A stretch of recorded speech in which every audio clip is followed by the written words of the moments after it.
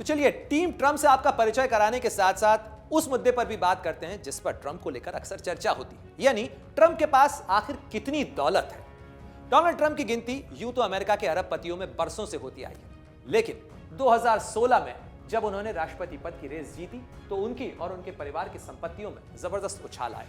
Real estate कारोबार से जुड़े उनके परिवार ने भारत समेत दुनिया के कई देशों में संपत्तियां खरीदी। हालांकि इसको लेकर उन पर कई बार सवाल भी उठे, मगर जनवरी 2021 में जब ट्रंप का कार्यकाल खत्म हुआ तो उनके कारोबार पर भी इसका असर पड़ा। कानूनी मुकदमों की फहरिस्त बढ़ने के साथ साथ ट्रंप की कंपनियों के स्टॉक भी गिरे। राष्ट्रपति पद छोड़ते समय 4 अरब डॉलर की नेटवर्थ वाले डोनाल्ड ट्रंप की संपत्तियां 2023 में घटकर 2.5 अरब डॉलर पर आ गईं। हालांकि भाग्य और जीवट के धनी ट्रंप ने सियासत के मैदान से लेकर अदालत तक हर मोर्चे पर लड़ाई लड़ी और जीती भी। नतीजा यह रहा कि साल 2024 खत्म होने तक ट्रंप की संपत्ति 6.4 अरब डॉलर तक पहुंच गई। इतना ही नहीं, व्हाइट हाउस में पिछली बार से ज्यादा बड़ा जनादेश देकर लौट रहे ट्रंप के साथ करीबी बढ़ाने और उनकी कंपनियों के साथ कारोबार करने की होड़ दुनिया के कई उद्यमियों में नजर आ रही है। डोनाल्ड ट्रंप की वापसी व्हाइट हाउस में हो रही है, लेकिन यह व्हाइट हाउस कितना पुराना है, क्या इसकी कहानी है, वो भी जरा जान लीजिए। अमेरिका दुनिया का सबसे पुराना लोकतंत्र है, सबसे ताकतवर लोकतंत्र, और लंबी चुनावी लड़ाई के बाद जो शख्स इस लोकतंत्र का सबसे ताकतवर नेता बनता है, वो जिस घर में रहता है उसका नाम है व्हाइट हाउस। तो चलिए आज आपको बताते हैं इस सबसे दमदार पते के बारे में और बताते हैं कुछ दिलचस्प कहानियां उन लोगों के बारे में जिन्होंने इसे अपना घर बनाया। वॉशिंगटन शहर के बीच में बना वॉशिंगटन मेमोरियल ये अमेरिका के मुक्ति संघर्ष की याद दिलाता है। लंबे सैनिक संघर्ष के बाद युद्ध नायक और कॉन्टिनेंटल आर्मी के सेनापति जॉर्ज वॉशिंगटन अमेरिका के पहले राष्ट्रपति बने। जॉर्ज वॉशिंगटन ने ही 1791 में राष्ट्रपति निवास के लिए वॉशिंगटन के पेंसिल्वेनिया एवेन्यू का चुनाव किया, जहां अब व्हाइट हाउस है, और उसकी नींव रखी। मगर जॉर्ज वॉशिंगटन कभी इसमें रहे नहीं। व्हाइट हाउस को आयरिश आर्किटेक्ट ने तैयार किया और इसे तैयार करने में करीब करीब 8 साल लगे। इटली से कारीगर और कई अफ्रीकी मुल्कों से कामगारों को इसे तैयार करने के लिए बुलाया गया, जिन्होंने 8 साल का वक्त लिया और व्हाइट हाउस बनकर तैयार हुआ। अमेरिका के दूसरे राष्ट्रपति जॉन एडम्स ही व्हाइट हाउस को अपना घर बनाने वाले पहले राष्ट्रपति थे। सन 1801 में व्हाइट हाउस अभी पूरी तरह से बना भी नहीं था कि एडम्स और उनका परिवार वहां रहने आ गया।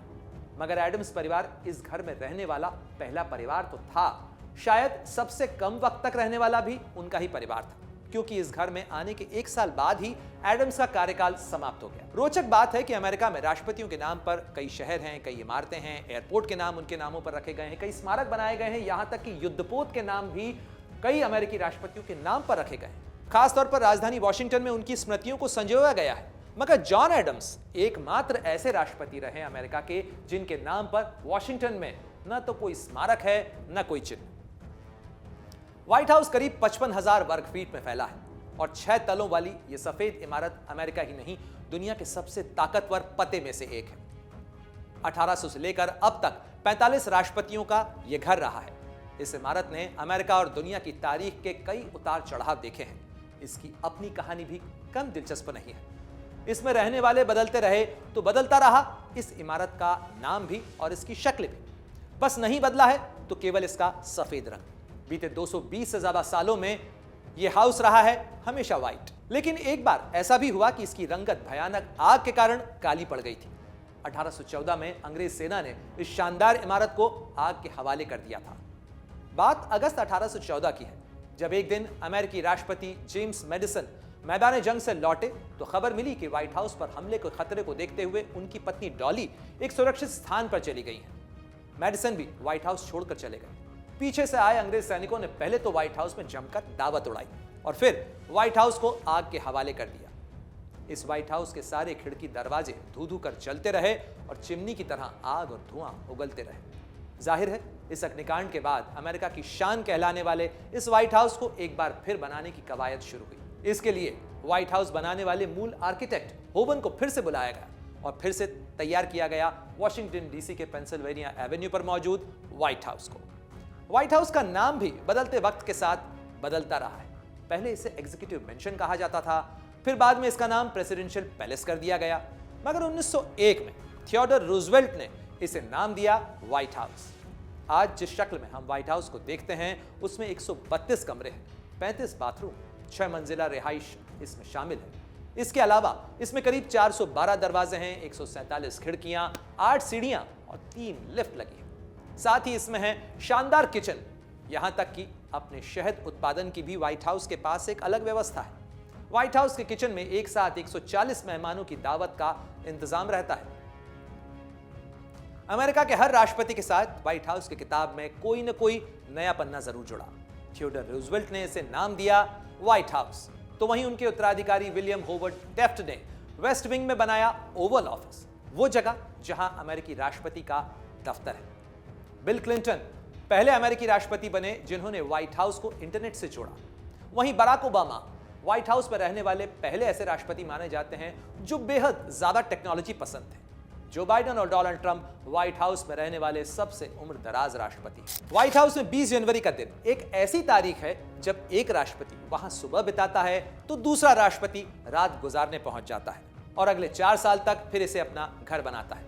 लेकिन व्हाइट हाउस में यह सत्ता का बदलाव आसान नहीं होता है, क्योंकि एक राष्ट्रपति की विदाई और दूसरे की अगवानी से पहले यह घर पूरी तरीके से बदल जाता है। क्या होती है इस बदलाव की कहानी, चलिए जानते हैं। व्हाइट हाउस में पुराने राष्ट्रपति की विदाई और नए राष्ट्रपति की आमद के बीच स्टाफ को केवल कुछ घंटों का वक्त मिलता है, जिसमें उन्हें पिछले राष्ट्रपति के हर सामान की पैकिंग करनी होती है, तो साथ ही नए राष्ट्रपति और उनके परिवार की जरूरत के लिए घर को सजाना और संवारना होता है। व्हाइट हाउस की परंपरा है कि नए राष्ट्रपति को अपने शपथ वाले दिन 12 बजे व्हाइट हाउस मिलता है। ऐसे में घड़ी में 12 बजने तक व्हाइट हाउस के स्टाफ को केवल कुछ घंटे मिलते हैं जब वो नए राष्ट्रपति के लिए तमाम तैयारियां कर सके। ऐसे में जब सब लोग नए राष्ट्रपति के शपथ ग्रहण समारोह में शामिल होने के लिए जाते हैं, तब भी व्हाइट हाउस का सारा रेसिडेंशियल स्टाफ वहीं रहता है। नए राष्ट्रपति के आने तक बाथरूम में टूथब्रश से लेकर दीवार पर उनकी पसंदीदा तस्वीरों तक हर चीज मुकम्मल की जाती है। तो साथ ही यह कहा जा सकता है कि व्हाइट हाउस कभी खाली नहीं रहता है और न ही रहता है बिना किसी राष्ट्रपति के। इसके लिए बाकायदा एक सक्सेशन प्लान भी तैयार है, यानी अमेरिका के राष्ट्रपति की अगर किसी हादसे के अंदर मौत हो जाती है या वो इनकैपेसिटेटेड होते हैं, यानी काम करने की स्थिति में नहीं है, तो उनकी जगह कौन कामकाज संभालेगा। अगर उपराष्ट्रपति भी नहीं है तो कामकाज कौन संभालेगा, इसका बाकायदा पूरा प्रोटोकॉल है। साथ ही प्रोटोकॉल है डेजिग्नेटेड सर्वाइवर का भी। अमेरिका में राष्ट्रपति के कैबिनेट के एक सदस्य को डेजिग्नेटेड सर्वाइवर निर्धारित किया जाता है और परंपरा है कि अगर किसी आपातकाल में पूरी कैबिनेट हादसे का शिकार हो जाए तो पहले से चिन्हित सदस्य को राष्ट्रपति बना दिया जाता है। आपने इसे कई वेब सीरीज में देखा भी होगा। साल 2024 में राष्ट्रपति जो बाइडेन के स्टेट ऑफ यूनियन भाषण के दौरान उनके शिक्षा मंत्री मैगुएल कार्डोना को डेजिग्नेटेड सर्वाइवर बनाया गया था, यानी उन्हें स्टेट ऑफ यूनियन के भाषण से दूर रखा गया था, क्योंकि अगर कोई आपातकाल हो तो उन्हें राष्ट्रपति बनाया जा सके। अमर उजाला जीवांजलि के सारथी की मदद लें और महाकुंभ में स्नान जरूर करें।